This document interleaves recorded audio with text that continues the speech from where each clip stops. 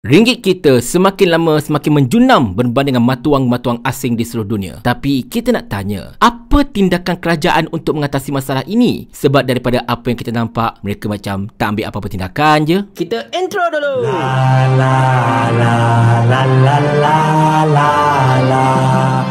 Minggu ini mata wang kita jatuh ke peringkat paling rendah sejak 1997. Tak pernah berlaku macam ini. Saya tunggu jugalah kod-kod Menteri Kewangan Tengku Zafrul. Dia dulu form 5 dekat sekolah masa saya form 1. Dulu pun aku tak ingat, sekarang pun aku tak ingat.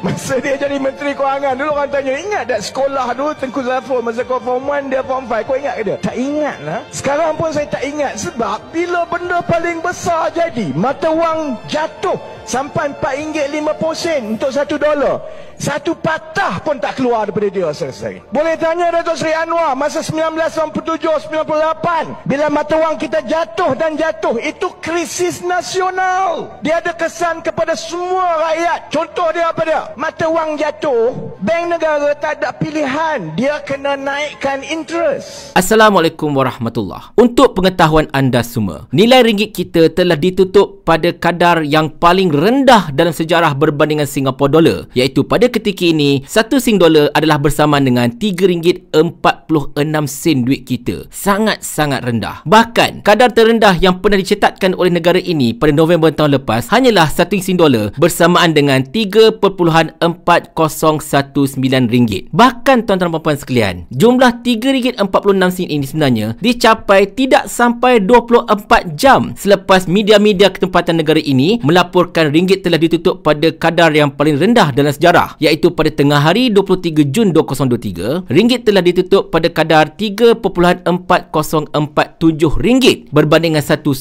Sangat-sangat menakutkan. Dan untuk hari ini, sekadar apa yang telah diperiksakan, nilai ringgit kita berbanding US dollar ialah pada kadar RM4.68. Sikit je lagi nak menghampiri kadar RM4.75 yang selalu dilong-longkan oleh anak-anak papa. Jadi, kita ada beberapa persoalan dekat sini sebenarnya. Soalan yang pertama, adakah anak-anak papa gembira dan suka serta bersorak-sorai apabila melihatkan nilai ringgit kita semakin lama semakin menghampiri kadar RM4.75 untuk $1? Dan adakah mereka benar-benar teruja bila mendengarkan kadar ringgit kita adalah yang paling rendah dalam sejarah berbanding dengan Singapore dolar? Soalan yang kedua, dan ini yang paling penting, apa tindakan kerajaan untuk mengatasi masalah ini? Sebab daripada apa yang kita lihat, kerajaan seolah-olahnya macam clueless. Mereka tidak tahu nak buat apa. Pengumuman-pengumuman yang telah dibuat oleh Perdana Menteri seperti untuk meluncurkan naratif ekonomi madani, ataupun untuk mengurangkan stamp duty untuk bursa saham, ataupun untuk memendekkan tempoh IPO, semua itu tidak mampu untuk menangkap imajinasi para pelabur untuk melabur dekat bursa negara ini. Yang kita perhatikan, pelabur-pelabur luar semakin menarik keluar pelaburan-pelaburan mereka dekat bursa kita, hingga menyebabkan bursa kita berada dalam keadaan yang sangat-sangat precarious. Jadi kita nak tahu, apa lagi formula-formula yang boleh diutarakan oleh para menteri kita pada ketika ini, terutamanya Menteri Ekonomi Rafizi Ramli dan juga Menteri Kewangan iaitu Datuk Seri Anwar Ibrahim. Satu gandingan yang disebut-sebut sebagai gandingan yang mantap, yang mampu untuk mengembalikan ekonomi kita ke landasan yang betul. Tetapi setakat 7 bulan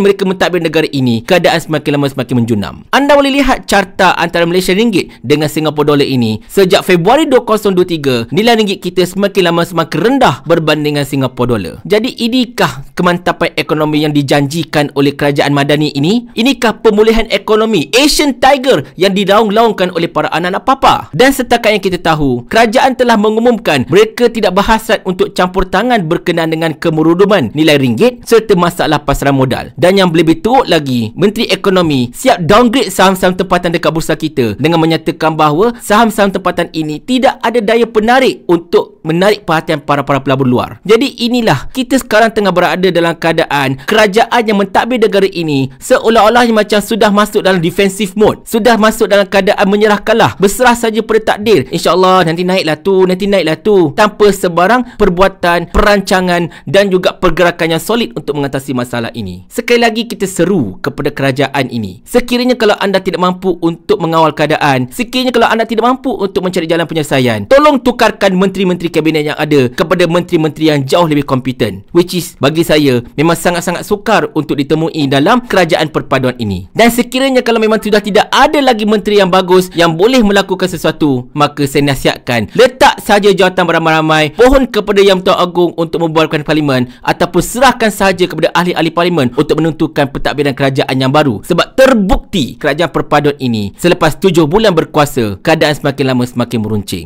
Ini bukan kata-kata untuk tebuk atap. Sebaliknya, satu luahan rasa oleh rakyat yang semakin lama semakin takut melihat keadaan ekonomi negara kita ini. Bayangkan, bursa kita telah dinobatkan sebagai bursa yang paling corot dekat Rantau Asia Tenggara. Berbeza ketika zaman Ismail Sabri, di mana ekonomi kita dinobatkan sebagai yang terbaik di Asia Tenggara. Bagaimana keadaan ini boleh berubah sekelip mata 180 darjah dalam tempoh 7 bulan sahaja? Ini baru 7 bulan, belum 5 tahun. Bila 5 tahun, na'udzubillah, saya tak tahulah apa yang akan terjadi. Tetapi kita nak buat macam mana, tuan-tuan puan-puan sekalian? Ini kerajaan mereka. Dan bak kata Sani Hamzan, Kerajaan ni kerajaan kami, jadi ikut suka kami lah. Paling kurang aku ada formula. Ni kau ada menteri berlambat-lambat ni, satu formula pun tak ada. Otak letak dekat mana? Saya ulang. Sampai Abang Jamil mampus.